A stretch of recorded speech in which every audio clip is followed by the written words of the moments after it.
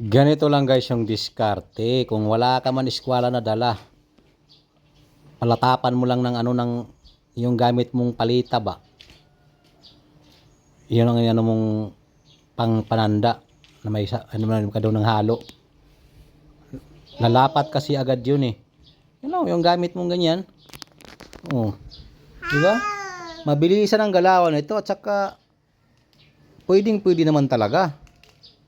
Kaya yung pangguhit niya. Oh, di ba? Okay kaayo. Maparaan talaga. O maraming paraan. O itong paraan naman niya, talagang mabilisan to. Kaya mabilis lang yan na tiles. Sabay lagyan ng klibe. Floor drain pala yan. Ayun na. Okay na kaayo.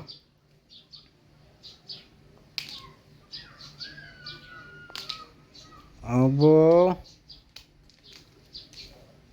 Nang tinuktukan, bali ano. Ito na ngayon ang kinalabasan. Ay sa bagay, para-paraan lang talaga ito sa kanya. Mabilisan ang teknik niya. Mabilisan ang galawan, okay kayo. Sa ibang bansa, hindi lang talaga pang masonry yung alam ng mga babae. Oh. Pati welder. Oh. Bali kasi gagawa kasi sila dito ng bakod or pinsis. O bakod nga talaga. Ito sa kanilang pispan ba, paikot, lagyan nila ng bakod. Ang gamit nila dito kay mga bakal ba tusok, tapos hulma na lang na para magmukhang kahoy. Abay, okay kaayo. Ibang klase rin ang paraan niya dito sa pagplastering. Kung baga yung skim coat, hinaluan niya ng simento. Tapos gagawa siya dito ng design, kung baga. Ayan o. Hindi niya na talaga pinakinis ba. Kasi lalagyan na lang yan ng curve o linya para magmukha siya ng wallpaper. Pa-okay kaaya.